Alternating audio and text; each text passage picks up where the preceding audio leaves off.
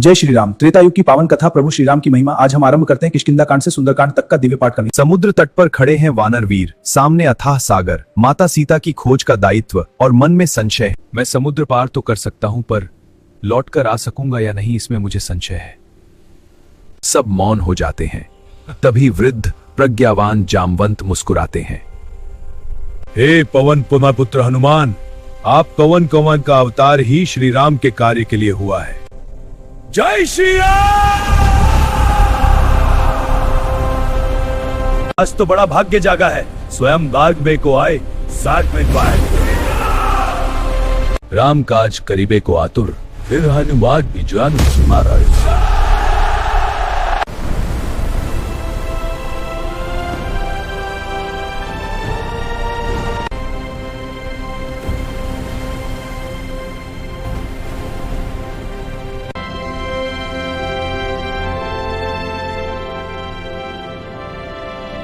हनुमान जी पर्वत पर चढ़कर जब दूर से लंका को देखते हैं तो उनकी आंखों में आसियों से जड़ी हुई दीवारें, हर द्वार पर भयंकर प्रहरी, स्वर्ण से बनी अट्टली हुई खिड़कियां, दीपों की परिक्रे की। हनुमान जी सोचते हैं, यहाँ आया हूँ माता सीता की खोज में, अब सावधानी से प्रवेश करना होगा। तब पवन पुत्र ने अपना विराट रूप त्याग कर अत्यंत शुक्र रूप धारण में स्वर्णमयी लंका में प्रवेश कर गए। स्वर्णमयी लंका के द्वार किए थे क्रियकृति, हाथों में त्रिशूल और स्वर में अहंकार। कौन हो तो उसके ग्रास करती, मैं तेरी यहाँ कोई जगह नहीं। वानर तू आगे ही बढ़ सकेगा है, लंका की रात्रि का सामना लेके। हे देवी, मैं तो एक तुच्छ वानर हूँ, बस इस सुंदर नगरी को देखने आया हूँ। मार्ग दो और मुझे जाने दो। मेरी आज्ञा बिना कोई जीव। माता बिना तक मांगता हूँ। जब कोई वानर मुझे पराजित करेगा तभी समझना रावण का अंत निकट है। सोने की नगरी, चारों ओर वैभव विभव।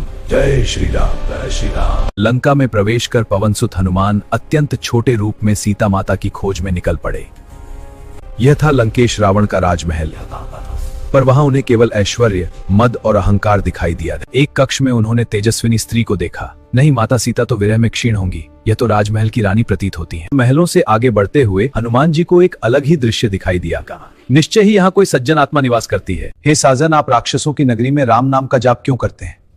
नृत्य में केवल श्री राम ही बसते हैं। मैं प्रभु श्री राम का दूत हूँ। सीता माता अशोक बिहारी और वहां से प्रारंभ का शौनकारिक सबसे भावुक प्रसंग है।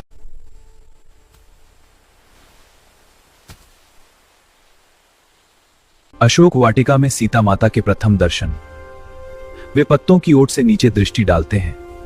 हे प्रभु, जिनके लिए आपने मुझे भेजा वे तो यहाँ इस दशा में हैं, किंतु वे संयम रखते हैं।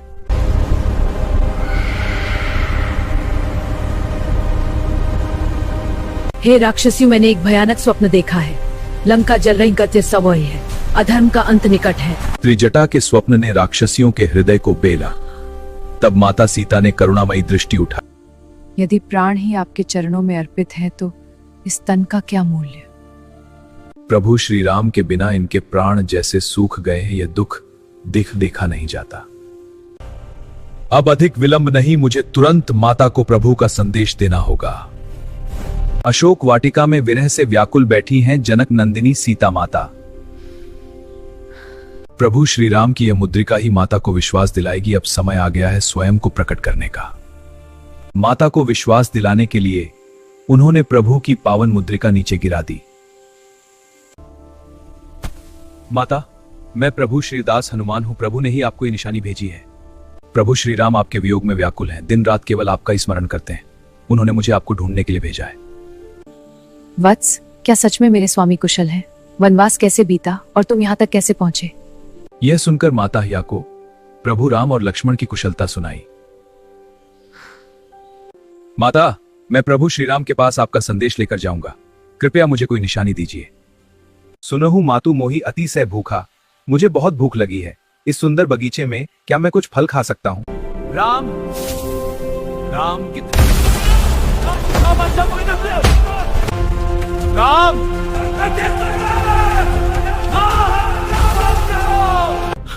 महाराज, एक भयानक वानर आया है। उसने पूरी अशोक वाटिका उजाड़ दी और हमारे सैनिकों को मार डाला है। अक्षय कुमार, जाओ उस दुष्ट वानर को पकड़कर मेरे सामने लाओ। अरे वानर, तेरी मृत्यु सामने। मैं तो राम का दूत हूं, आओ शक्ति आजमा लो। अरे दुष्ट, अब तेरा अंत होगा, कभी नहीं। जय श्री राम। अक्षय कुमार के वध की खबर जब लंका पहुंची तब रावण का सबसे शक्तिशाली पुत्र मेघनाद क्रोध से भर उठा। शक्तिशाली योद्धा मेघनाद युद्ध के लिए आ गया। हे वानर, तूने मेरे भाई को मारा है, अब तेरा अंत निश्चित है। मैं श्री राम का दूत हूं, अधर्म का अंत करने आया हूं। देखो राक्षसों, तुम सब परास्त हो गए। मेघनाद पास चलाता है। दिनकर मांग ओर से कसकर बांध लेते हैं। यह ब्रह्मा जी का अस्त्र है, इसका अपमान नहीं करना चाहिए। इससे मुझे रावण की सभा में जाने का मौका मिलेगा। यह तो ब्रह्मा जी का अस्त्र है, मैं इसका अपमान कैसे कर सकता हूं? पिताश्री, यह वही हनुमान है जिसने अशोक वाटिका को नष्ट किया। पूरी लंका की सभा हैरान थी।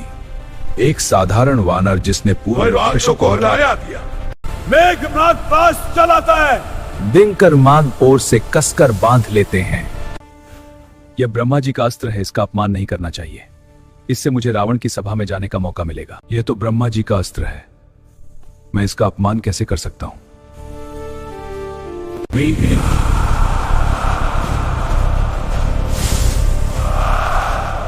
इस दुष्ट वानर ने मेरी अशोक वाटिका उजाड़ दी, मेरे पुत्र अक्षय कुमार का वध कर दिया। इसे तुरंत मृत्युदंड दिया जाए।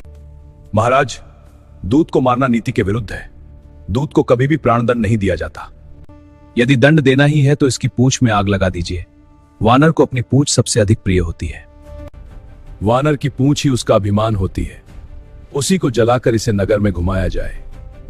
फिर राक्षसों ने कपड़े और तेल लाकर हनुमान जी की पूंछ पर लपेटना शुरू किया। और जैसे जैसे कपड़े बढ़ते गए, हनुमान जी अपनी पूंछ और लंबी करते गए। देखो, इस वानर की पूंछ में आग लगाकर इसे पूरे नगर में घुमाया जाएगा।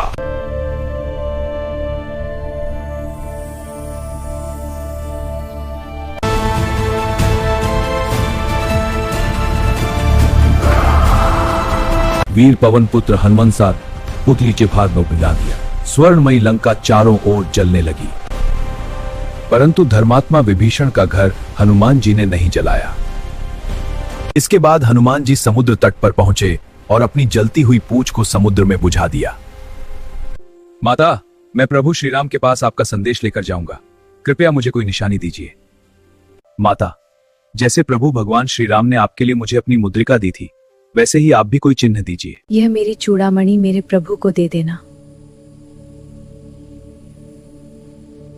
हनुमान, मेरे प्रभु से कहना कि वे जल्दी आए। उनके बिना मेरा एक एक दिन बहुत कठिन बीत रहा है।